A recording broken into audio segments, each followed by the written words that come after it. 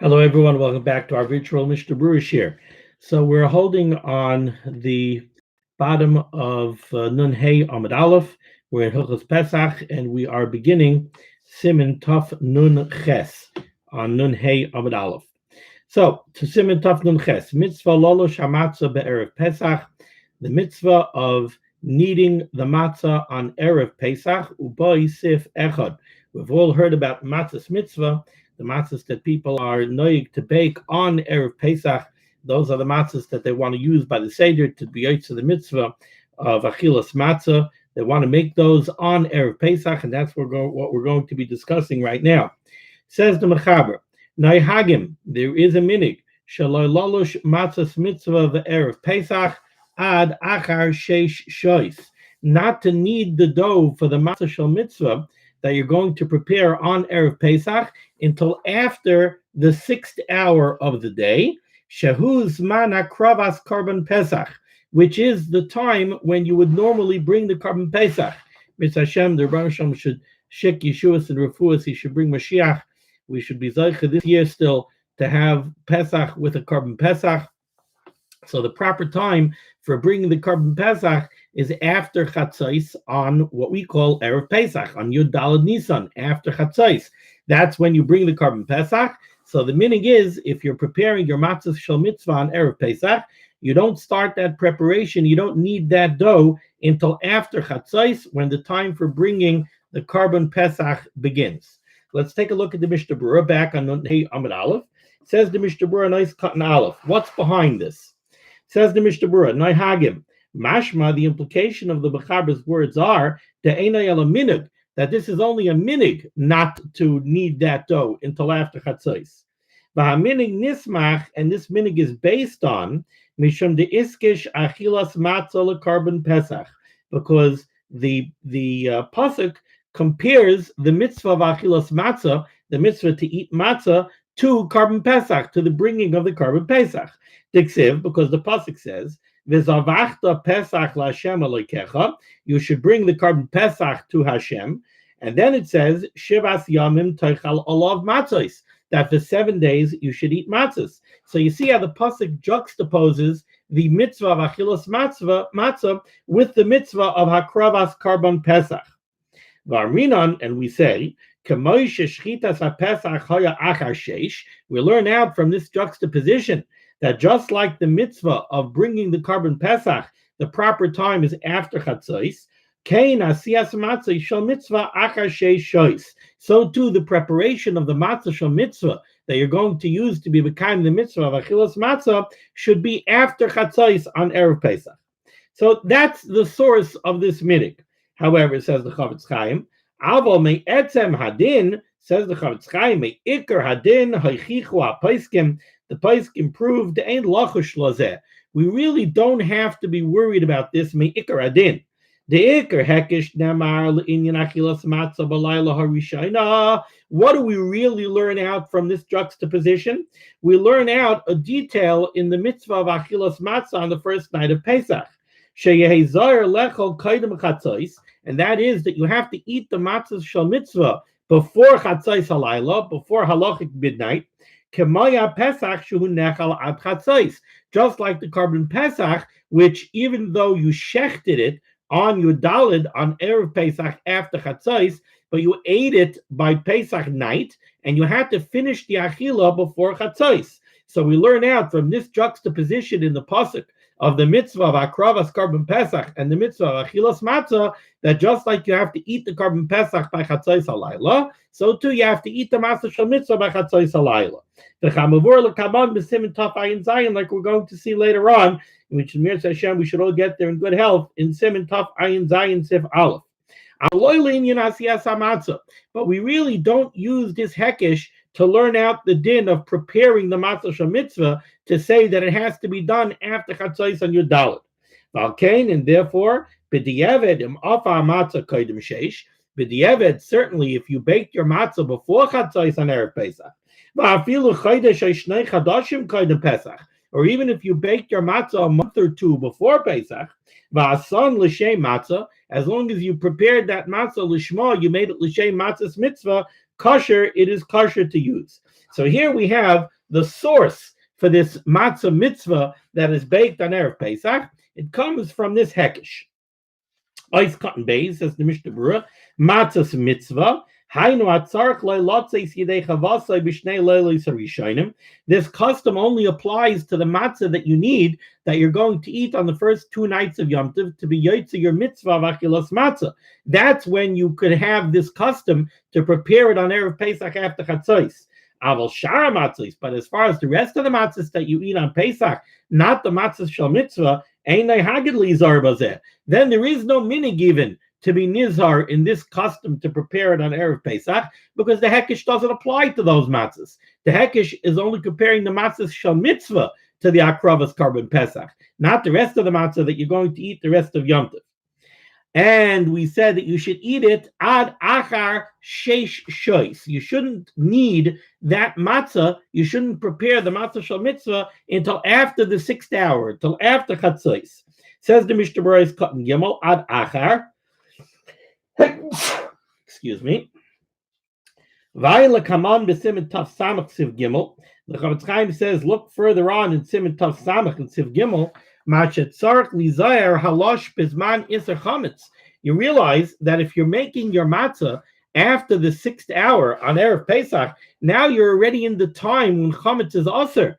So you're mixing water and flour. Now you really have to be careful. So he's telling you, take a look later on in Siman Tov Samach, we're going to discuss what you have to be careful of when you're actually kneading dough on Erev Pesach after the 6th hour during the Zman of Isser Chametz. And says the Chavetz Chaim, Hine Roiv Yisrael Einay Hagen Lizar Afilu B'Matzas Mitzvah Lolush B'Erev Pesach. Most of Klal Yisrael is not noyig to be nizar to prepare the matzah shel mitzvah on Erev Pesach. Ki im ezemehem. You only have some people who are makbid on this chumrah. V'chipasti ba'achrayim. The Chavetz Chaim says he searched through the achrayim. Umatzayni umatzasi b'bigdei yesha. And he says, I found in the Sefer Bigdei Yesha tam laholitz ba'ad aminig, a rationale behind the custom that most of us seem to have, not to be nizar in this and to prepare the matzah even earlier. You have a lot of opinions that hold that the isser of chametz b'mashu, when does chametz become usher even in mashu? When do we say that chametz is not bottle?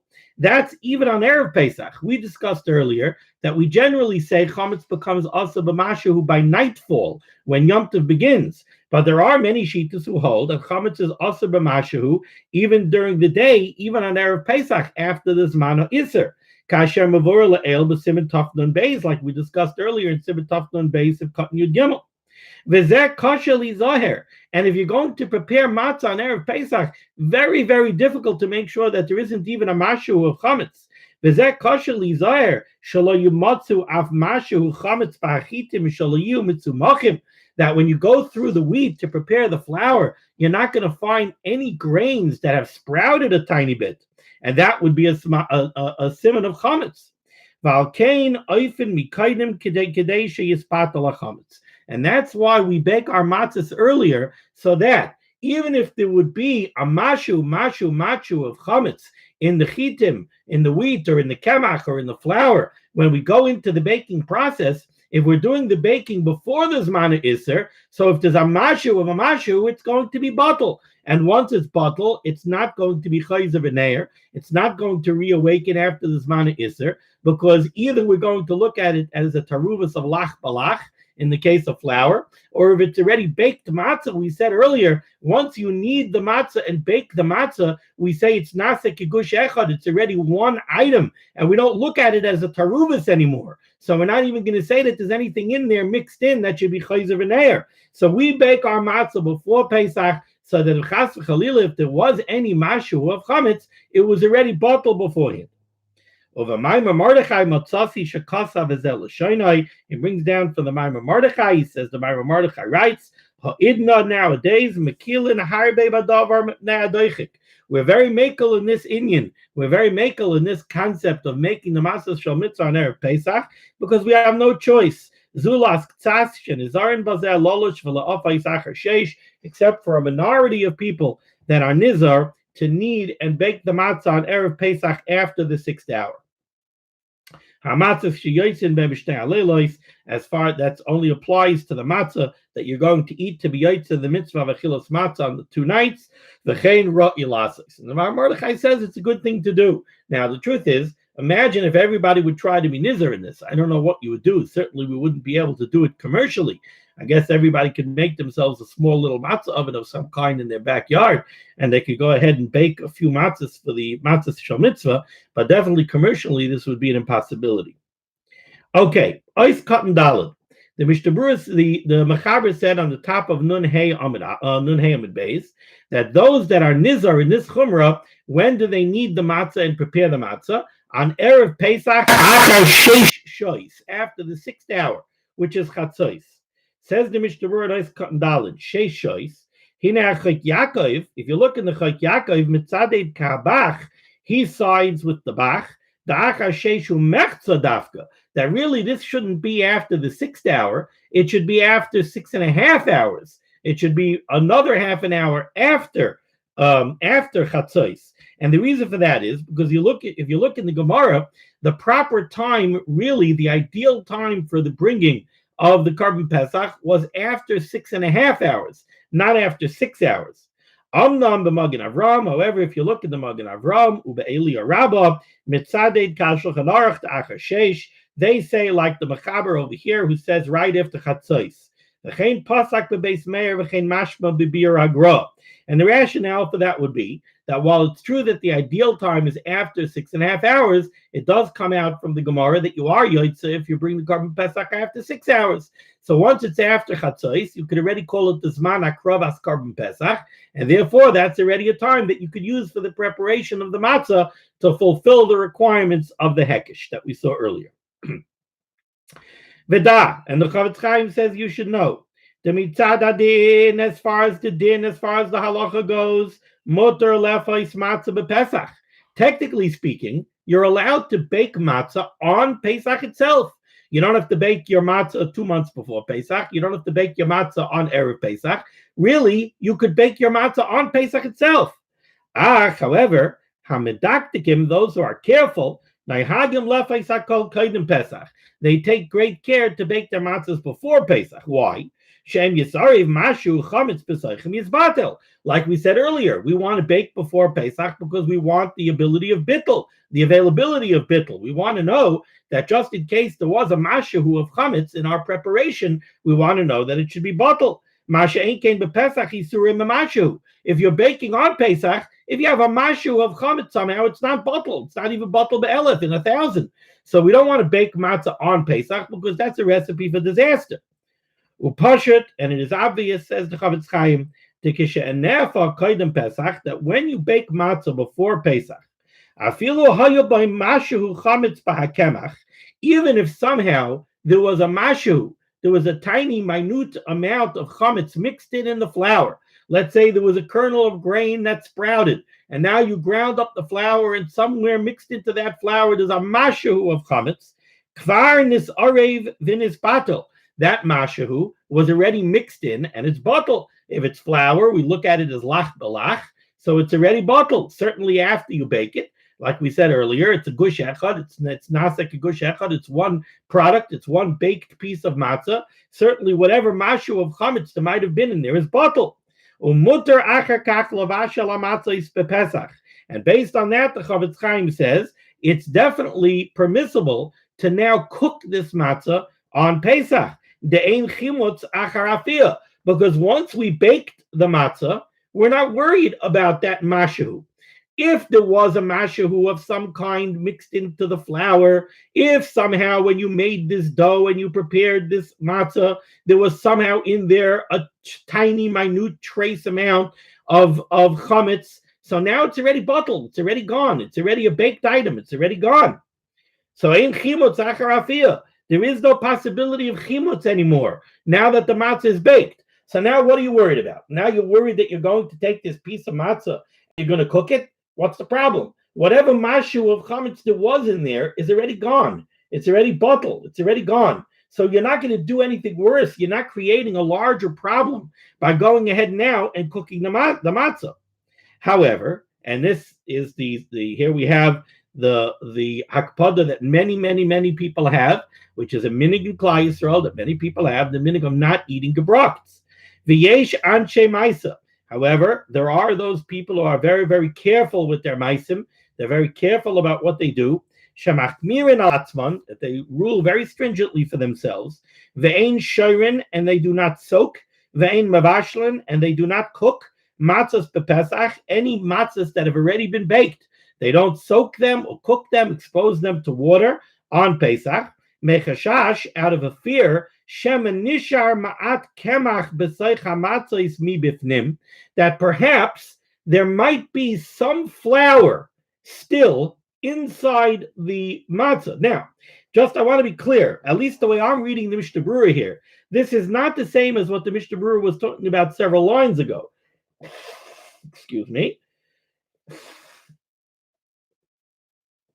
A few lines earlier, the Mishnah Berurah said that if you baked your matzah before Pesach, and when you baked your matzah, there was a mashu of chametz in the kamach or in the wheat. Over there, we were talking about actual chametz. In other words, let's say you had a kernel of wheat that sprouted, or you had a tiny bit of flour that somehow got exposed to moisture and became chametz, and now it got mixed in. So the Mishnah Berurah said you don't have a problem because it was bottled before Pesach, and now you baked it, it's gone. There's no question of chayzer v'neir, there's no issue. It's gone.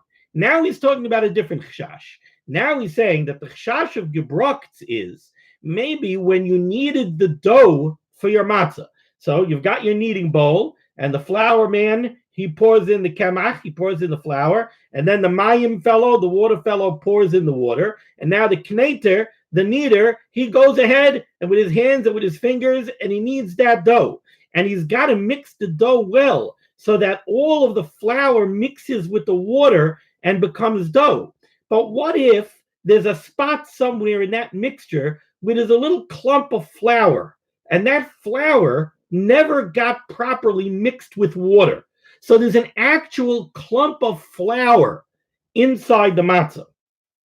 That's what he's talking about here now. That's the worry of gebrachts. Mechashash, from a worry, shemen nishar ma'at kemach b'seich hamatzos. Maybe there's a clump of flour somewhere in the matzah, mi bifnim, within the matzah, shaloi niloi shiafeh, that did not get kneaded properly together with the water.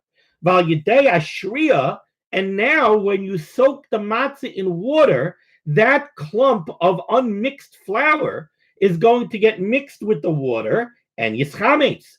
This is the first time this flour has gotten exposed to water. When you kneaded the dough, somehow it never got mixed with the water. It's contained within the matzah.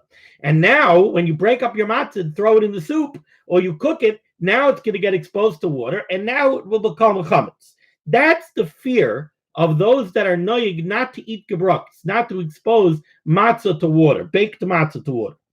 V'ayin b'shari tshuva siman taf samach. Take a look in the shari tshuva. The mitzad adin and lachush lozeh, who says that mitzad adin you really don't have to worry about this. Da'achzuke isura loy mechaskinan. This is a klal. This is a rule that we've seen already brought up several times by the Mishnah Berurah. Achzuke isura loy mechaskinan. We do not make an assumption of iser. We always have a presumption of heter. We always figure that there's heter unless we see something that tells us that there's iser. Now, we have no reason to assume that there is such a clump of flour here. We have a kneader. The kneader went ahead, he kneaded a dough, and he kneaded the dough well. And now we gave it to somebody else who made the dough into a long, into a long row, into a long snake. And he's constantly working it. And then they ripped off pieces and they worked out the piece to make it the shape to roll out the matzah. And then the matzah was rolled out. And then the matzah went to the radler who makes the holes in the matzah. So the dough has gone through so much work that me'ikar adin, there's no reason to have a presumption of iser here. And that's not what we do. And certainly says the Chavetz Chaim in our days, that our minig, the Ashkenazish minig at least, is to make thin matzahs. We don't make those thick matzahs like the Sfardim do. So we have thin little matzahs. So where's the chash that there's going to be dough? There's going to be flour in there. When we come up, nevertheless, says the Chavetz Chaim, Misha noyig b'chumrazu, somebody who is noyig with this chumrah of gebruchts, ein maznichin oisai. We don't make fun of them. We don't pressure them. We don't say anything derogatory to them to tell them that they're doing something which is ridiculous. V'ayin sham sheherich bazeh, and he says, take a look at the Shari Tshuva who is myrich in this topic. Kasrab, so it's a minute kaddish. There are people that have this minute, and certainly nobody should look at them and say, "You're not going to gebruks. What are you crazy? What are you doing?" That's their minute. That's their minute. It's a chumrah, but it's a chumrah that has a backing. It's a chumrah that comes from somewhere. Yisrael kedoshim heim, and a minig is a double kaddish. And certainly nobody should disparage that minig. Kasra paiskin, the paiskin, right? If somebody bakes on Yom Tov night itself, matzah shel mitzvah, he could only bake what he needs that night. He can't make a cheshbon and say, I need 32 matzahs for the 2 starim. So I'm baking now the first Seder night. I'm gonna make 16 matzahs for tonight and 16 matzahs for tomorrow night. You're not allowed to do that. You're not allowed to be meichen on one day Yom Tov for the next day Yom Tov. So you can't bake all of your matzahs for the 2 Seder nights on the first Seder night. Miyu, however, he does have a trick. If you do want to bake, if you want to make sure on the first night that you have matzahs for the second night, and you shouldn't have to bake on the second night, there is a way to do it. Let's say you baked matzahs on Erev Pesach for the first Seder night. So you have the 16 matzahs that you need for the first Seder night. And now you want to figure out, you want to bake now for tomorrow night. So Balel Rishon, on the first night, Yochaloymar, you could say, I'm going to bake fresh matzah right now before the first Seder, even though I have matzah already that I baked earlier in the day. But no, I'm going to bake fresh matzah right now, so I should have nice warm matzah for the first Seder. So your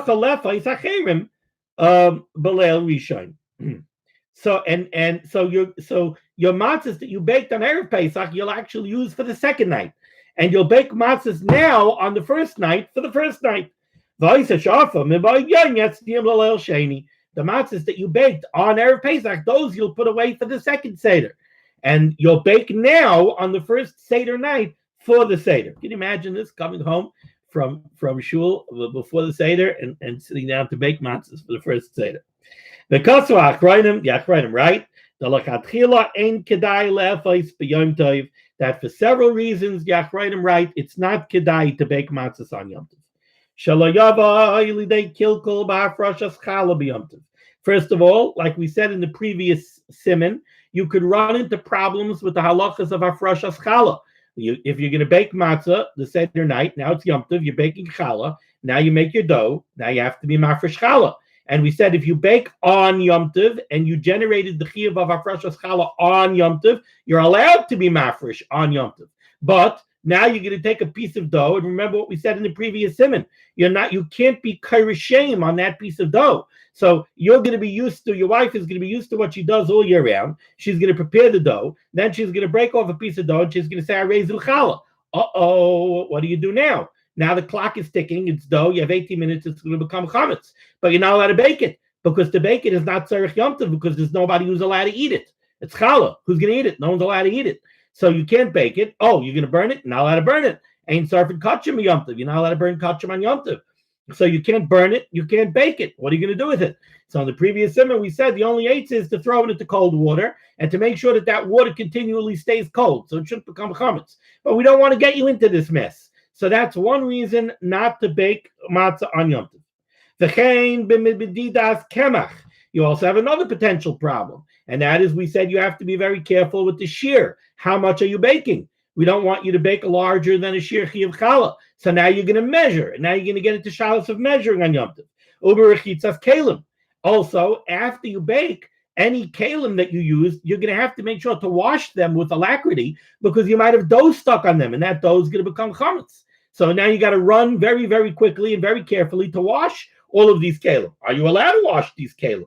Are you using them again on Yom Tov? Is it a tzarech Yom Tov? Is it not? So there's all sorts of shilas that are going to come up from baking matzah. So don't bake matzah on Yom Tov. And also, another problem. You're busy now baking matzah. The kids are going to go to sleep. Another problem. As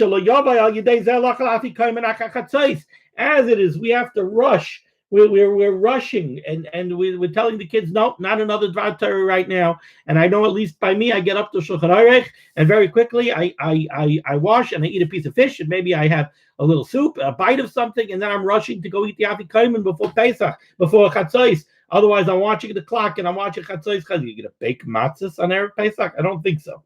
So the Achronim say, you know what? Don't bake matzahs on Pesach night, on Yom Tov. Okay, now we go back up to the Mechaber on the top of Nun Hey Amud Aleph, finishing up Siman Tuf Nun Ches. The Mechaber says, Uba Arba Asar Shechal Lihiyais B'Shabbos. What do you do when Erev Pesach is Shabbos? Now you can't bake your matzah shel mitzvah on Erev Pesach, it's Shabbos. Loshin be'erev Shabbos, you should knead the dough and prepare the matzah that you're going to use for the matzah shel mitzvah on Erev Shabbos, and you should do it achar shei shois. Why should you do it achar shei shois? It's not the Zman HaKrovos Korban Pesach anyway. The Zman HaKrovos Korban Pesach is on Shabbos. Your Dalet is Shabbos. You're preparing the matzah now on Erev Shabbos, which is your Gimel, not your Dalet. So why should you do it achar shei shois? Says the Mishnah Berurah, Ois Katan Hey. First he says Loshin be'erev Shabbos. Ritzayna Loimar. What the Mishnah Berurah, what the Mechaber is telling you over here is the Loi Kamach Mirin Lefais Pelel Yom Tov.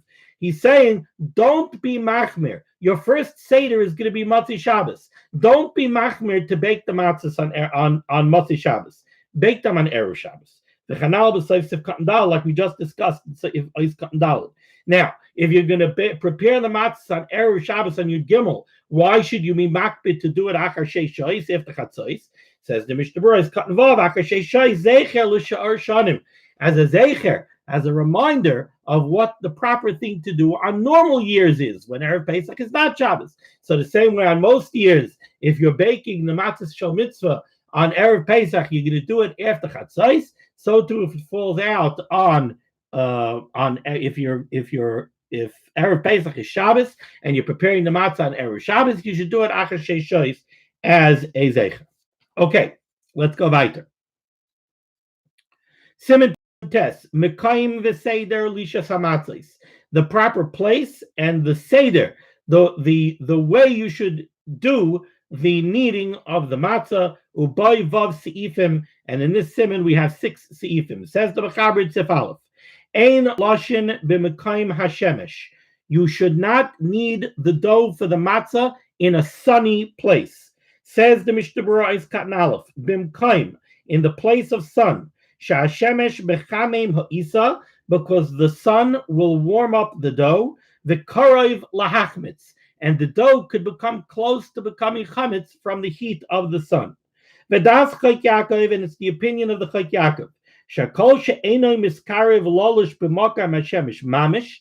The Chayk Yaakov says, as long as you're not actually kneading the dough in the sun, rakshu karoiv el hashemesh, just you're close to a sunny spot, ein lachish. You don't have to worry. This worry of the Mechaber, when the Mechaber says do not knead the dough in a sunny place, he means in a sunny place where the sun is shining on the dough. Aval, however, das kama achrayim, it's the opinion of many achrayim lahachmer gam bozeh, to be stringent even in a place that's near the sun. Ve'ein mutter rak b'mkayim hatzel, and the Chavetz Chaim says ein mutter rak b'mkayim hatzel. You should only knead the dough in the shadow, in a shadowy place, not in a sunny place. I have to tell you, we've been learning these halachas, and as we've been going, there's been many times where I've looked at the halacha and I've said, yeah, all of this is me'ikar adin, but we have a way that we do things already for years. Who's kneading the matzah dough out in their backyard? I mean, we have a commercial bakery. We're doing it indoors, or where we were learning the halachas of Haggalah. And here, I'll give you a case in point. Who would have ever thought? I have people now that are desperate for meat for Yom Tov. They have no meat for Yom Tov. And they know that I have access to meat. So they're calling me up. Could I give them a piece of meat for Yom Tov? So I just had a paisik who called me. And I said, listen, I could give you roasts for Yom Tov if you'll take a piece of meat that was cut when it was cold, with a cold, clean chametz stick knife. Now, a year ago, if somebody would have asked me, is somebody going to use a roast for Pesach that was cut with a chametz stick knife? No. Who's going to use a roast that was cut with a chametz stick knife? Why would you? For heaven's sakes, go to the butcher and buy a roast for Pesach. What's the problem? And now people can't get a piece of meat. So yeah, this Pesach is going to take meat from me that was cut with a cold chametz stick knife. Now the truth is, it's cold. It's not a davar charif. The knife was clean. You don't even need to remove kedei klipa. You wash the piece of meat off. So, but all I'm saying is we look at so many of these halachas that we've been learning recently, and we would say to ourselves, oh, come on, you're going to kasha this keli, you're going to kasha that keli. Why? You know how many people are stuck at home that never made Pesach before? I know that in Cleveland, my son lives in Cleveland. He was going to come here for Yom Tov. He can't come here for Yom Tov. He never made Pesach before. He doesn't have Pesach to Kelim. He has to make Pesach now for the first time. So not only has he never done it before, now he grew up in my house. He knows what it means to make Pesach. And Baruch Hashem, he's a Talmid Chacham in his own right. But suddenly there are kulas or older people that are stuck at home. And they have to, normally, kasher, I just spoke to somebody they're in their 80s. And they're stuck at home alone, and they don't want to let anybody into their house. So they don't want to bring somebody into their house who's going to kasha for them. They got to kasha themselves, and they have to cover everything themselves. So I'm giving them kulas. You don't have to do this, and you don't have to do that. And Mikar Adin, you don't have to do this. And Mikar Adin, you don't have to do that. And we looked at these halachas. Some of them, and we're like, yeah, we're learning the halacha, but yeah, how negeya is it? No, it's negeya. And it's not even difficult for me to imagine. Let me tell you, Rabbi Isai, there's a shortage of matzah. So is it so far-fetched that somebody might have to go make his own matzah? I don't know. But we're living in crazy times. And here you see how important it is to know halacha and to really know what's behind the halacha and to know what's a din and what's not a din and to know what's a chumrah and what's ikar adin and to know what's a kula and what's not a kula. We really have to know. You have to know. These are the situations that come up. Now, all those times that we say shasat chak, guess what? Shasat Chak has arrived. We're in a Shasat Chak. So you got to know. You got to know what you can do, what you can't do, what you could be matter, what you can't be matter.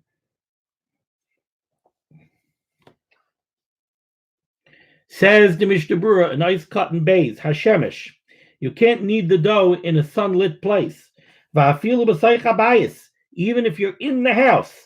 Kol shehachaloin pasuach keneged hashemesh aser. If the window is open and the rays of the sun are coming in, you can't knead your dough over there. V'hechi shehachaloin einoi pasuach. Let's say the window is not open. Rak shehashemesh mazhir deres chuches hachaloinos. And the sun's rays are coming in through the glass in the window. Kasa b'chayt Yaakov shein lahachmir b'zeh. The Chayt Yaakov says that you don't have to be machmir. And I see brought down from the Shulchan Aruch Harav, the Shulchan Aruch Harav also says that if the window is closed and the sun is coming in through the window, you don't have to be machmer. However, the Chavetz Chaim says many achronim argue on this. The Chaykesim, the Chamimoshe, the Chayodam. If you were ever sitting in your car during the winter on a very sunny day and you have your hand on the windowsill and the sun is beating in, you know how hot your arm gets, even though it's 20 degrees outside from the sun. And therefore, says the Chavetz Chaim, our minig is that if the sun is coming in, even through a closed window, we cover up the window with a sheet. Let's go a little bit weiter. Says the Mechaber, Ubiyoyim Hamu'unon, on a cloudy day. Now this is counterintuitive. We said that you can't knead the dough for the matzah in the sun. So you would think if you wake up in the morning and you look outside and it's a nice overcast day, you say to yourself, okay, I have no problem. It's cloudy outside. Says the Mechaber, no. Ubiyoyim Hamu'unon, on an overcast cloudy day, Aser takas kol aver harakia. You're not allowed to knead the dough anywhere under the sky, under the open sky. Misham diyuma deiva kule shimsha. Because an overcast, cloudy day, every spot is considered sunny. Says the Mishnah Berurah, is cut in Gimel. Tachas kol avir. On an overcast day, you can't knead the dough anywhere under the open sky. Ritzayin loymar.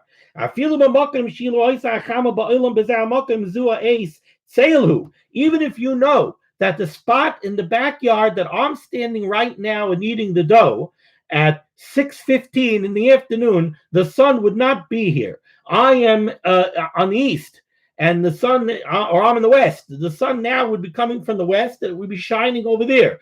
I'm standing over here. There's no way the sun would be here. So this is at 6:15 in the afternoon. This is a shady spot. If it's overcast, you can't knead your dough even over there. Even though there's no sun. Because an overcast day is kulei shimsha. What does that mean? Because it is the nature of the sun on an overcast day. Somehow the heat of the sun is diffused, and that heat goes everywhere. However, Chavetz Chaim does say kol zeh bayoim. This is only true during the day. Once it's after Shkias Achama, once it's after sunset, and Lochash Lozeh, we don't have to worry even on a cloudy day, Sharei Kvar Shaka Achama, because the sun has already set, and at that point, we do not have to worry. We're going to stop over here. We'll pick up Mirz Hashem tomorrow with the Ramah. Everybody should be well. Everybody should be safe. Those who need refuahs, the Rebbeinu Shalom should shik refuahs. Those who need nechamas, the Rebbeinu Shalom should send nechama. It's very, very important. It's something that it comes from my heart, something that I feel is very important to say. And that is, I always say it before Yom Neraim, but I'm going to say it now because the truth is we're living in Yom Neraim now. We're living in days of Neira. And that is that we have to be very careful. We're mispal to the Rebbeinu Shalom. I always say before Rosh Hashanah Yom Kippur, we have to be careful not to cast the Rebbeinu Shalom Chas v'Chalila as the enemy. Sometimes we tend to look at the Rebbeinu Shalom as a punisher, as a ma'anesh, that it's din, and the Rebbeinu Shalom is being known with din, and the Rebbeinu Shalom is bringing punishment to the world, and we have to somehow go and be mafias the Rebbeinu Shalom. We have to remember that the Rebbeinu Shalom is an Av HaRachmim. The Rebbeinu Shalom is a Rachman. The Rebbeinu Shalom loves us. The Rebbeinu Shalom loves every single one of us. The Rebbeinu Shalom loves Klal Yisrael. The Rebbeinu Shalom is a Rachman. He has Rachmanis on Gans Klal Yisrael. Why the Rebbeinu Shalom is doing what he's doing, who knows? They can't guess the cheshbonus of the Rebbeinu Shalom. Maybe the Rebbeinu Shalom wants our tefillas. The Rebbeinu Shalom wants us to appreciate mitzvahs. The Rebbeinu Shalom wants us to appreciate Batei Knesiyos. He wants us to appreciate Batei Midrashos. He wants us to appreciate Amen Yesh Be'Rabba. He wants us to appreciate Shalom Aleichem to another Yid. He wants us to appreciate what it means to be together with family. He wants us to appreciate. Did you appreciate this morning, Rabbi said, when you put your tefillin on? See how the Rebbeinu Shalom could take mitzvahs away from us. Do you appreciate what it means, the ability to put on your tefillin every day? You appreciate the ability to open up a sefer and learn Torah, what it means. You have the ability, Baruch Hashem, to learn Torah, another day that we can learn Torah. But the Rebbeinu Shalom is a Rachman. The Rebbeinu Shalom is a Rachman, and the Rebbeinu Shalom has Avas Hashem. And yes, we have to be mispal, but we should be mispal to the Av HaRachmim. We should be mispal to our Tata. We should be mispal to our Father, who's merciful, who loves us, and we should ask Him for help. We should ask Him to ease our fears and to ease our anxieties and to bring Yeshuas and Refuahs and Nechamas. Everybody should be well. Thank you so much for learning Torah with me. The schos of Torah should be Megan on God's Klal Yisrael. Be well.